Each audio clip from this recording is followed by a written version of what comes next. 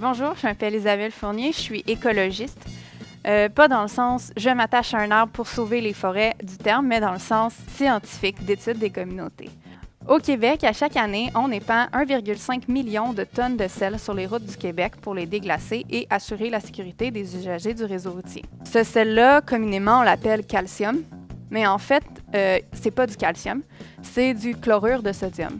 Et dans le chlorure de sodium, il y a chlorure. Et les chlorures sont toxiques pour les organismes en milieu aquatique. Une fois que la neige va fondre au printemps, mais ce sel-là va être dissous dans l'eau et va pouvoir être transporté dans les eaux souterraines, dans les rivières et éventuellement dans les lacs.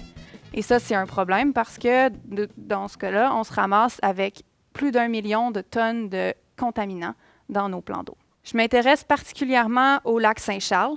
Donc, le lac Saint-Charles, c'est la prise d'eau potable de la Ville de Québec et je voudrais voir si on ne peut pas avoir des effets néfastes sur notre prise d'eau. Un groupe qui est particulièrement important pour l'eau potable, c'est les cyanobactéries. Donc, on les connaît dans le grand public sous le terme des algues bleu-vertes. Les cyanobactéries ont la possibilité de faire des toxines qui s'attaquent au système nerveux.